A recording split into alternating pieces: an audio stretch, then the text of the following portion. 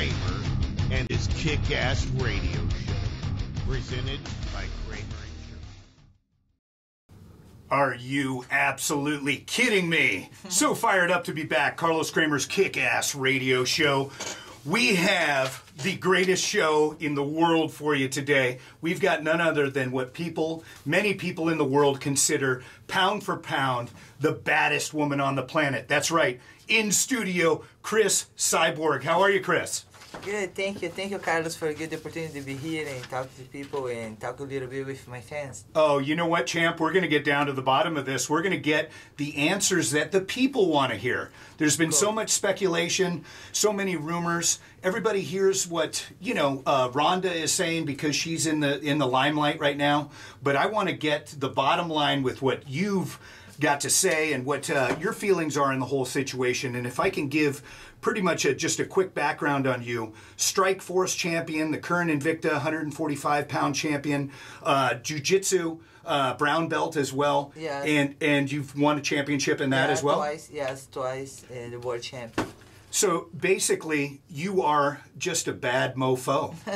How long, Cris, have you been in MMA and practicing Jiu-Jitsu as well? I started training in 2006. And I was 19 years old, but before, I'm always athlete, I do competition, run competition, play handball, but for fighting, I started in 2005, I started first boxing. And after I did my first fight, MMA fight, probably 6 months training. And how did that work out for you? My first fight, I'm lost, I have an injury in my elbow, but this fight, I love fight. I stopped running competition. I stopped handball, and I stopped university only for Fox training. My mom wanna kill me because I stopped go university for study, but I follow my dream. Following your dream is right, and a lot has happened in a short amount of time for you. And you know what, Cris, when we had the opportunity to share with the world that you were going to be on the show, man, did people light up. James McSweezy says, without a doubt, the best female MMA fighter on the planet, a true champion, in many ways a real-life warrior queen. Loyalty Riviera says, best female fighter in the world. A lot of people coming out and saying, so wish you would fight and beat Ronda, just so Dana would quit picking easy fights for Ronda. Yes. That's pretty deep. How do you feel about that? Do you feel that Dana White with the UFC has kind of protected Ronda in a way? Of course, she's champion, UFC champion, and I think the guys make it easy work for her, for can have good fights for her. But soon I want to fight her, and everybody knows I will drop 135, and my next fight I defend my belt to 145. But I have a plan with my team, and maybe January I do my first fight 135.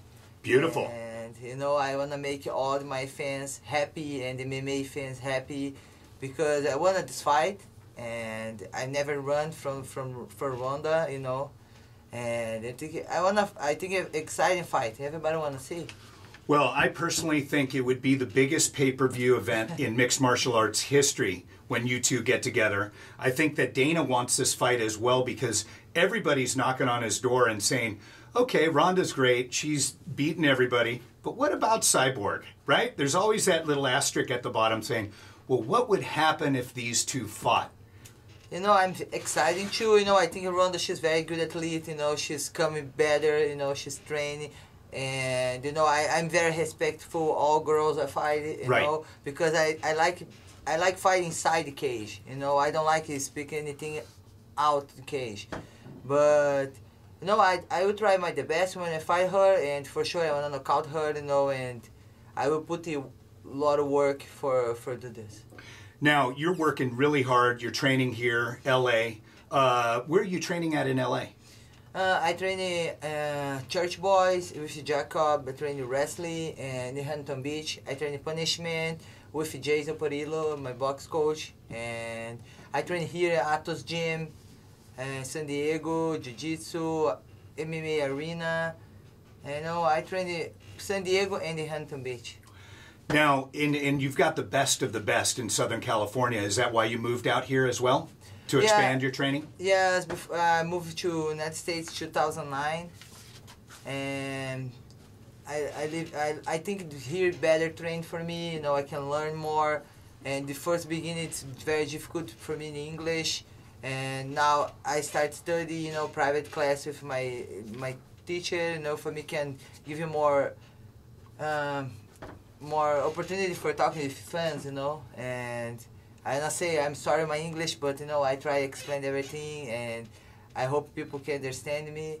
And you know I like living in California. I have good training, good gyms, and I have good friends here too. It's a beautiful lifestyle out here as well, right? With the weather, and a lot of Brazilian friends and community have come out here as well. Yes, that's nice. Yeah, I live a lot of Brazilian. Only you know I'm very close to my family. I miss my family so much. And last year I think I already did it 6 times, and I visit my mom. You know, I talk to my mom every day. My father 1 time per week. You know, I very close to my family. I miss so much, but I'm here for follow my dream and training. And I think it's the best place for me now. Now, you mentioned the cut in weight. It's hard for you to get to 135, of course. You probably walk around, what, at around 160? Yeah, it's 165. 165? Yes, and you know, before when I dropped from 145, I cut a lot of water, and now my last fight, Muay Thai fight, I don't cut too much water, you know, I don't have a very hard difficulty because I started to lose muscle. And I think I will have a hard time for cut to 135. But same before, you know, when I make 145, now I make easier. And you know what? If the world wants to see it, you're going to go through great lengths to make it happen, right? And give the people what they want. A question is, first of all, Ronda was unwilling to fight you at 145, but she was willing to fight Gina Carano at 145. No, of course. You know, Gina Carano, she's last fight 2009 with me. Right. You know, she's not fighting long time, and she's not training. She's not in time for fighting. You know. Right. You know, she's no hard training, no hard fight for her. For sure, she's won this fight. So here's a question for you, champ: is getting to 135? Do you feel that will significantly take away some of your power? You know, I think, you know, for sure. I think I lose a little bit, you know, but I want to try. I try training for be better 135, but I think more strong I had is my heart. I think my heart more strong than my body. And you know what? That's a true sign of a champion, isn't it? What would you say for you? What has made you rise to the top of women's MMA? Has it been your heart and dedication and strong mind, along with your obvious athleticism and hard work? You know, I train every day, and I have good discipline, and my family help me. You know, I follow Jesus Christ, and I'm a Christian, and I always at the gym and at church, and you know, I try always the best, but I know it's God giving me good opportunity to try to, you know, my plan to Him, and I try to do the best. And being here in San Diego, you are getting the best of all opportunities, able to take women's MMA to another level. What have you thought of the evolution and the growth of women's mixed martial arts since you've been involved? You've seen it just completely evolve. You know, the beginning when I start training, you know, when I go fight, I try to do the best, you know, I try show for the people, the girls can fight like a man. You know, some people say, she looks like a man. No, you know, don't make me sad, make me happy, because I try to do the best, and the people sometimes thinking when you girls fighting, you only pull the hair and they do stuff like a girl, no, but I try to do inside the cage like a man, you know, push like a man and kick like a man and fight like a man, because I think it's good. People like to do that, watch this. And I want to show you girls can do that, you know. Women can fight like a man and make a good fight, and can fight man card, and you know, I try to do this. And when I see children's training, and if some girls come and talk to me, say my fans, make me so happy, and I enjoy the time, you know, and you know, because I try the best, and I try girls look me and see me, her, you know. So not only are you showing that women can think like a man, but they can also fight like a man. You know what? I love seeing women fight, especially good women that can fight in the cage, and I think the whole world does as well, because there's not the swagger or, you know, the fluff. It's really right down to business and super technical, right? And just on it. It's different than men. Yeah, when you train with girls, it's I like training with men, but sometimes I like training with girls too, because very different. You know, when you train with girls more competitive with the guys. And it's very different, more emotional when you train with girls. And I like watch too, and girls fighting, and yeah. It's beautiful, everybody. We are so excited. We've got the champ. That's right, Cris Cyborg in studio on Carlos Kremer's Kick-Ass Radio Show. We are at WSRadio.com, the leader in Internet talk. Are you absolutely kidding me? We're back, and we're live in studio with the champ, Cris Cyborg, making it happen. We are really enjoying our time here with you, champ, and you know what? We're getting to the bottom. We're getting to what the world wants to know. The world wants to know Cris Cyborg a little bit better. We want to put an end to speculation on what you're thinking, what Ronda's thinking, your path to the UFC, things of that nature. So it's been an absolute pleasure, as always, to have you. But I want to talk to you a little bit about women's MMA, as we were talking, and about how exciting it is to see two women that know what they're doing to fight in the cage. And also, I'm not sure if you saw that article that Miesha Tate wrote in May. She said that Ronda Rousey versus Cris Cyborg needs to happen for women's MMA. Just last month she said that. And you know what? I think that's really nice of Miesha to say that, because it kind of takes spotlight off her as well. Mm-hmm. What are your thoughts on that? You know, I met Miesha a long time ago, and I talk to her. She's a nice girl, you know, and I had never had the opportunity to train with her, but you know, for me, I think I will enjoy training with her. And I think, you know, everybody like women's MMA, everybody understand, you know, wanna watch this fight, me and the Ronda. You know, everybody wanna watch. Same before when everybody wanna watch me and Gina Carano, and I think now me and the Ronda, it's you know, it's this fight challenge that people wanna see. How long has Ronda been on your radar to fight? How many years now are we kind of been going back and forth, who would win, blah blah blah? You know, 2011, my last fight. 2011, my last fight with a Japanese girl, and I asked for wanna fight her, and you know, and I waited, I think 2011. It's almost 3 years, huh?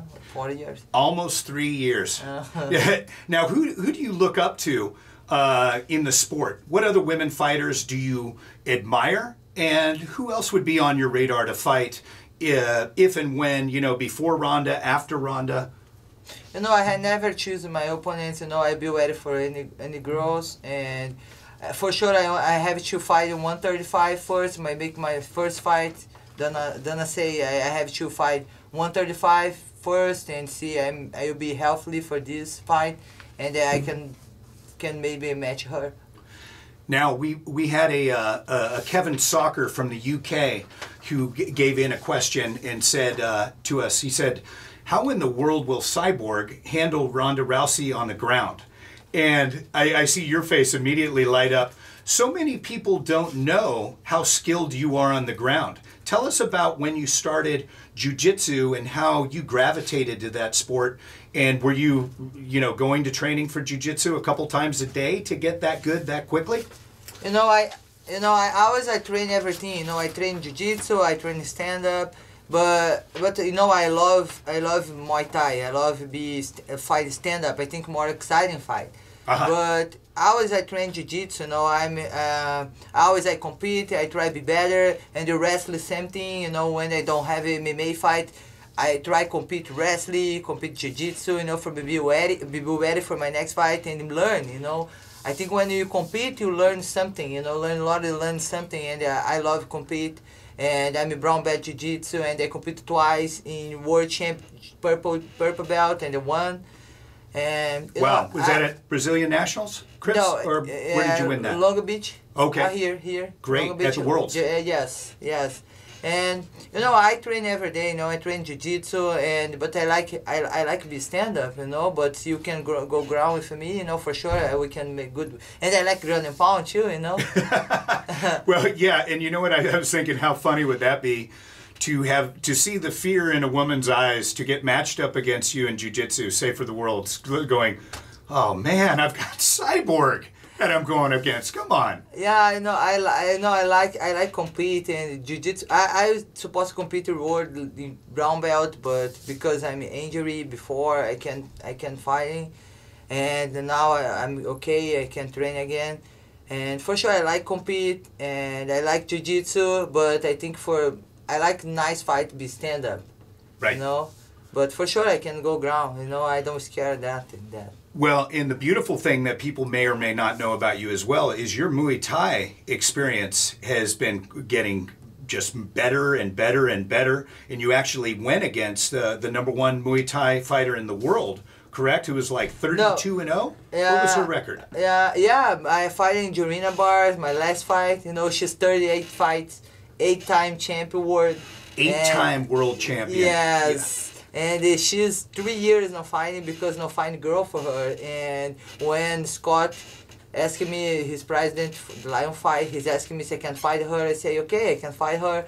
And we did 5 rounds, and she's won the fight. But I did 5 rounds, great fight, and I'm very happy because you know she's great fighter, and she's have 38 fights and almost 3 fights only. And you did 5 rounds. And for sure I want to rematch with her. I don't know when, because you know I'm focused now on make 135 and fight MMA. But for sure I want to rematch her. I think it will be a great fight. Be a great fight, and what an amazing tribute to you that you're willing to step in the ring with anybody. You know, be it on the ground, on the feet. Your Muay Thai training has been amazing to be able to hang with an 8-time world champion like that. And we'll love to see what happens next time you would fight her. Now, with Ronda, I would think that your Muay Thai and keeping it standing is going to be a big advantage for you. Yeah, I know. When you go fight, start stand up. You know, start stand up. It's hard, and yeah, I think it would be great fight. Me and her. I think everybody excited for watch, and for sure, you know, both to be ready. You know, for make a good match for everybody watch. Now, in jiu-jitsu, who's training you now? André Galvão. Oh. Yeah, I train at Atos Gym, yes. Atos and Andre Galvão. Yes. Professor Galvão. Yeah. Just took Abu Dhabi. Yeah. I don't know how many time world champion in Pan Am and Worlds. I mean, probably pound for pound, they say one of the best men in the world by far. No, I love Galvão, you know, he's always with me, and I learn a lot of things from him, and we're very good friends too, and I train every day there, and he's helping me and teaching me, and you know, I'll be ready for my next fight for sure. And he's such a great man as well. I mean, you know, studies by, you know, living life as you'd want to be treated, and looks at God, you know, for guidance and support. You know, I know, and his wife, wasn't Angelica, brown belt champion at Worlds, correct? Yeah, she's ready to get a black belt. She's won the award, and she's very good too. She's a good opportunity, partner for me. She's a very technical girl, and we train always together, and she's very good. So on a typical day, if you're going to train with Andre at Atos, which is, his academy is blown up, by the way, with Keenan, Cornelius, and all the rest of the beasts over there. Yeah, wow. Very good people there, and they always have, you know, having one time, 2 hours in the morning, 2 hours afternoon, only professional, and people compete jiu-jitsu, and very tough training. So are those closed sessions? It's not, you're not going to go to a normal class, right? You'll go sometimes I go normal class, you know, only technical things, drills, you know. But have time for a professional, only do camp for some people go compete. Let me ask you, Cris, what is a day in the life of Cris Cyborg like? You get up, how many times a day are you training? You know, in the morning I like go run or do bicycle, you know, before I breakfast. Are you an early riser? Yes, and You know, sometimes I had training jiu-jitsu in the morning, or sometimes I have conditioning, you know. But always I train 2 hours and a half, and 2 hours and a half in the morning and the afternoon. Uh-huh. And that schedule is always kept open, that some days you're in LA, some days you're in San Diego? Yeah, you know, half a week I be in San Diego, half a week I be in San Diego. Great. Huntington Beach, San Diego. Great. And you know what? We touched on a little bit that evolution of women's MMA. Where do you think that's going? And have you been really happy and satisfied to see the growth of women? I mean, it's about time. I mean, I remember Dana saying just maybe 2.5 years ago that women will never fight in the UFC. You know, never, it's word hard to say, you know. Right, never right. say never, you know. Never say never on anything, right? Yes, anything, you know, because, you know, we don't know what's happened in future, you know. But always I believe that, and I believe kid, you know, women's MMA grow, and we train hard for making good fights, you know, for can promoter people want to make it the girls fighting. Well, you know what? That's so good and so inspirational, because not only do you have fans that are worldwide, but you know what? You're a great role model to young women as well, and that's so important. And do you take that responsibility very seriously as well?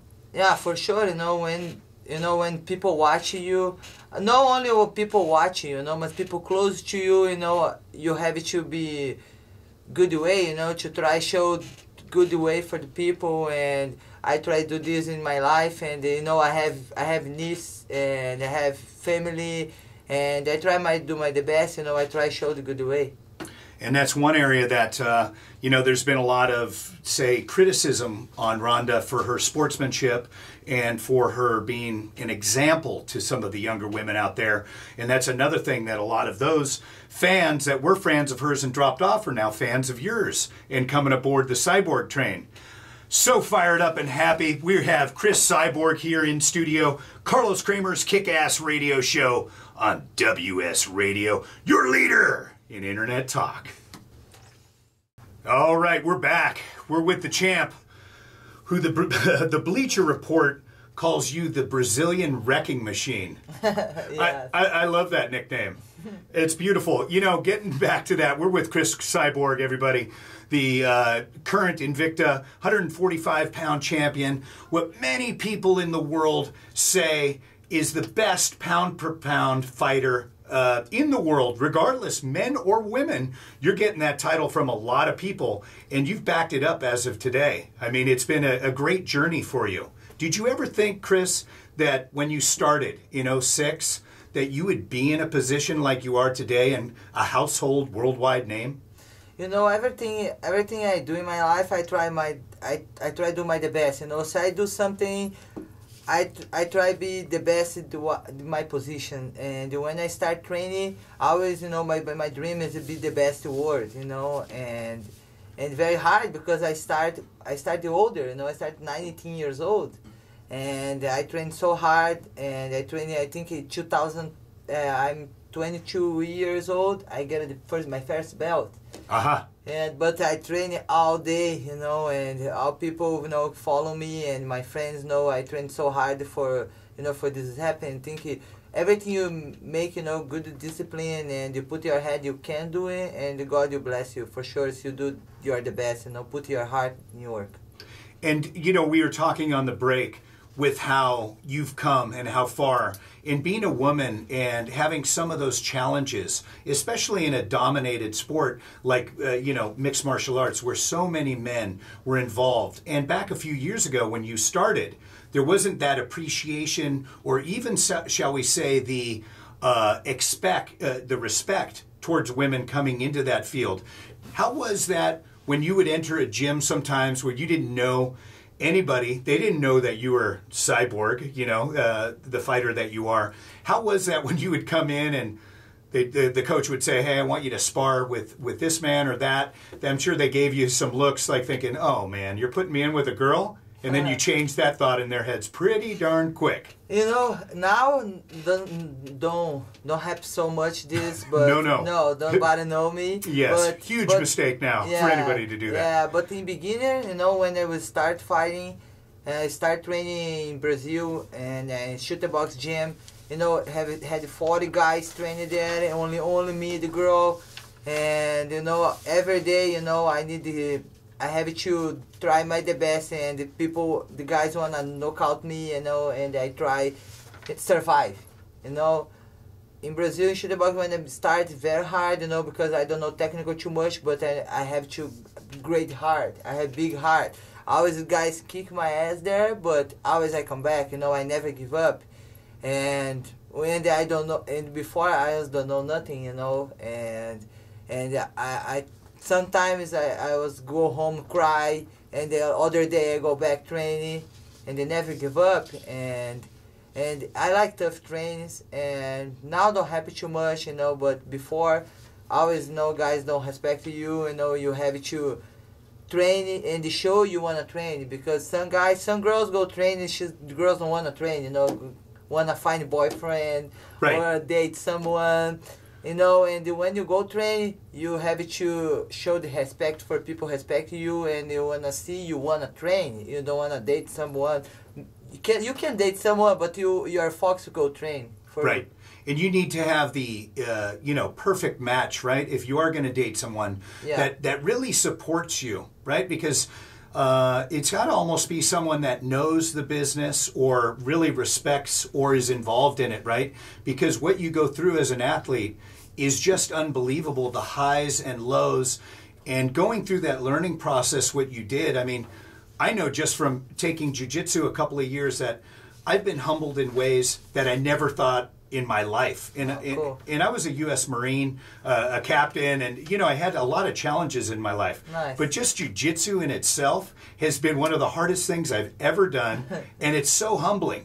Yes. And, you know, it's the same for you as a fighter. You're just learning and constantly evolving and getting your ass kicked, right? Yes. To get to that next level. No, every day, you know, every day you learn something, you know, when you train and meet a lot of people. And I think you always have to be humble, you know, and you try to learn every day. Now, you've got one fight left on your Invicta contract, so the timing is perfect with everything. Do we have any idea what that opponent will be, or just you take on anybody that comes and they put you with, and go from there? You know, I think my next fight I will fight Brazilian girl, Gianni Gomez, India, nicknamed her, and I think she's my next challenge. Now, you've recently stated, in June that maybe the UFC didn't want to see a fight at 145 pounds.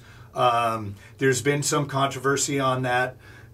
It seems that things have changed over time, which I'm sure is from your supporters and the media, people like me who are like, you know what, she's out there and she's not going away. Do you think the UFC is kind of more open now to seeing that? Now, Invicta and UFC work together, you know, and which is a great thing. Yeah, great thing. I think, you know, helped so much Invicta, and I love fighting Invicta because, you know, Shanna, she's giving great opportunity for women's MMA. She's making one fight only women's. I know so hard that, but you know, the girls there, you know, training for try the best, and I think great opportunity, you know, maybe you know, maybe FC want to make 145 weight class for me be perfect, you know. That would be nice. Yes, but anyways, I want to drop 135. Love it. And you've heard it here, everybody.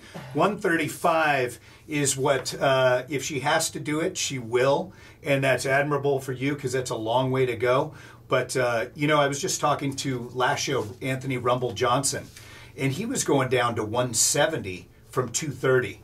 So he finally is now to 205. But, man, what a far stretch to lose 60 pounds. That's huge. You know, so much. Yeah. Now, on dropping the weight, how do you drop? I know you were working with Mike Dulce before. No, I never worked with Mike Dulce. I talked to him one time. Ah, Mike, if you're out there, would you be open to working with him? Yeah, no, I have someone. He's started help me. He's living in Las Vegas. Beautiful. Tony. And his work before, I don't know the last name to him, I'm so sorry, but his work before with BJ Penn, and he's very close with my box coach, and we start to work, and I will be ready for 35, and the same Cyborg. I love it. And this is Cris Cyborg, everybody. That's what makes her a champion. I love by the way, I did see the interview with you with the guy where he was interviewing you, and he said, yeah, show me a rear naked choke. and you put the reporter to sleep. Do you remember that? Yes, I don't, he's very close, my friend, and he partner and the funny guy, and he always like do crazy videos. And I met him at the gym in Huntington Beach, and we make this video, but I signed a contract, I can make his lip. Right. Yeah, but he slept very well. He did sleep very well. Yeah. You gave him a nice dirt nap for a little while. Yeah, I know everybody think I'm bad girl because I did that, but after, everybody know it's a joke, I never do someone that, Right. Unless they ask, of course, then that's fine, right? Yeah, that's cool. And they sign away a liability form. Yes. Cris Cyborg, looking great, by the way. Let's give props to your stylist because your hair, I love that color. Yeah, I love to, red. Danger color. Danger, look out. Yes. And the earrings, you've got the whole program going on today. So props to you on that. Wanted to ask as well, Tito Ortiz, that was your former manager. A lot of people said that was a good thing for you, and a lot of people said that was a bad thing. What did you learn from that relationship with Tito? I met Tito Ortiz long time before he started doing manager, and he's come in my life when I'm the hard time about doping, and when you champion and when you're good, you have a lot of friends, you have everybody close to you, but when happen hard time in your life, people forgot you, and this time Tito Ortiz talked to me and come in and help me, and try to be manager with me, and he tried the best, and he's very close for me. He's my family, and I know we don't work more together, but he's still my family. We still train together, and he left. He said, I don't want to more work with you because I don't want a problem with you and Dana. But I will be with you. You can train together, but I can be more your manager, and make me sad because I always when I start to work with someone, I never give it back for him. Always because I know it helped me hard time in my life, but we still friends and keep you train together. And for me, he's always with me for me, and I'm always for him. That's an admirable thing that we know now what Tito did in pulling back, because he realized that his relationship with Dana wasn't the best, and that could have actually held you back a little bit. Yeah, after my suspension, and I'm so sad, it's hard time for me, and him and Andre Galvão helped me so much, and I keep motivation for keep training, All right. We're going to get back to our final segment. We've got superstar MMA legend in her own time right now in studio, Cris Cyborg. You're listening to Carlos Kremer's Kick-Ass Radio. Nice name in the video. Yeah, you like that? I love that intro. That's Uncle Junkie, Cris. That's the name of the band. It's a friend of mine that was deeply into drugs and alcohol, cleaned his life up, formed this band, Uncle Junkie, and they had me in it as the announcer because I do MMA announcing as well. And I got Eduardo Telles, who you know too. He's Mr. Badass. So they actually filmed a music video on that. Oh, cool. So that will be released soon. I'll let you know. That's going to be pretty fun. Sure. We're back in the studio, man. We're having a great time getting to know Cris Cyborg, the champ. Many people have heard what others have been saying, and Ronda and Dana and the whole bit. But you know what? I wanted to give you a chance, and I will continue to always be in your corner, to give you the chance to speak your mind to the media, to the world, and let us know how Cris Cyborg feels about certain things. Tough question. And, I mean, everything's happy, you know, done, and the Ronda, you know, for sure make me sad sometimes. But I know I never give up, and I always, you know, I pray for these guys, you know. Right. And for sure, you know, I keep a motivation for training every day, and my friends, you know, and I have my motivation for training. It's my family, and you know, I always, you know, Jesus Christ put something in my head for me keep training and never give up. And I know some people will love me and some people will be hating me, but doesn't matter. I will keep my focus and keep training, and you know, I know my nickname is Cyborg, but I'm not machine. You know, I have feelings, and right. And sometimes happens something I don't like, but doesn't matter. I keep training and I never give up. You know. Yeah, and that's so important. You know what? And it's really nice when, you know, I see the support that you have from people like the Andre Galvo, Fabricio Camões, you know, Carlos Valente, and the list just keeps, Gustavo, and all of those are family to you. Yes. Mike Welch, the Godfather. Yes. Right? Yeah, I mean, yeah. how nice is that, and how warm is that to have that here, because you are away from your family in Brazil. You know, a lot of I never do question why happened this, you know, with me. You know, I think something happened in our life for a reason, you know, for learning something. And, you know, about doping, I learned a lot of things.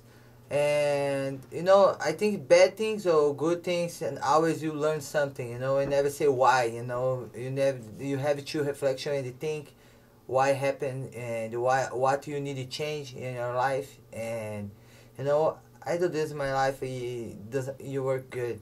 Yeah, and you know what? You're such a warrior and such a perfectionist that you are always getting better in your craft, and that's what it's all about. Quick question: have you ever had a one-on-one talk with Dana White? And how did that talk go, if you did, or has this all been through others? Before, you know, I was Strike Force when my FC bought Strike Force. I met him and talk to him. He's very nice. Take picture together. Had picture with him. You know, he's always nice with me.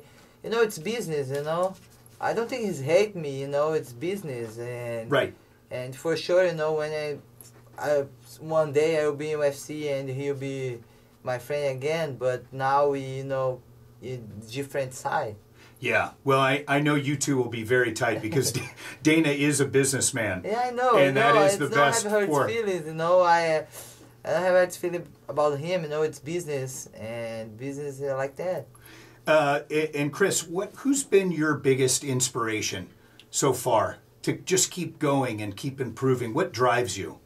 You know, first time, you know, my family. You know, my family for me everything, and always I try work, and you know, my niece, she's very important for me. You know, I have my dream in my heart. You know, I wanna adopt her for she can live with me here in the United States. Great. How old is she?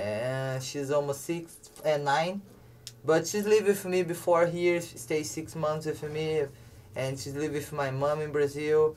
But I'm very close with her. You know, she's called me mom, and you know, I do everything I want to do for my family, and you know, and talk to you about Jesus, what's He's important in my life. I think this is the best thing I have to do, and you know, and maybe, you know, I wanna work with, you know, with kids and teach. And in Brazil, I have in one place have 2,500 kids there. You know, oh wow, yeah, big place, and they have training all day, and the kids have to go to school for you can train there. You know, try take off the drugs and take off the bad things happen in the street. And you know, I work there, and I try when I wanna fight more, I try do this. You know, I think it's sports save lives. You know, take off the drugs and the street. And I start working in Brazil like that, you know, in Rio de Janeiro, and maybe I wanna make my city Curitiba. And you know, this works. How great, and how satisfying too, to actually use that as a vehicle to help kids and to help people and be a role model, as we talked. I think that's so important and so beautiful. What would your advice be to young women that were just getting into the sport now or thought they were going to try it?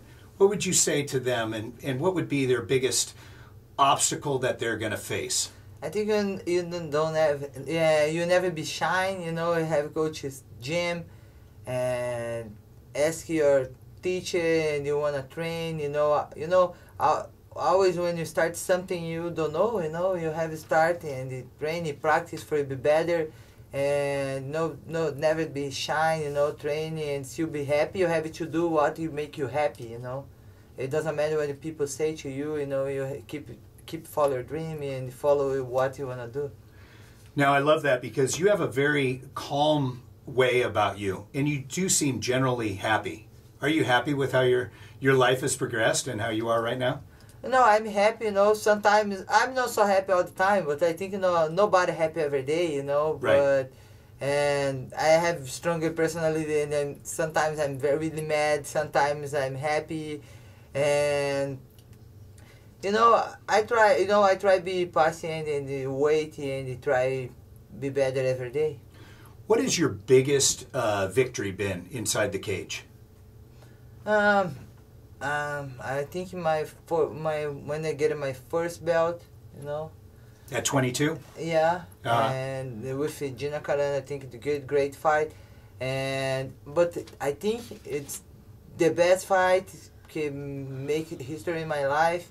It's after my suspension, and everybody say, she's back, but she's not be the same. Everybody speak bad things about me, and everybody say, I have to prove something. I don't have to prove anything for nobody.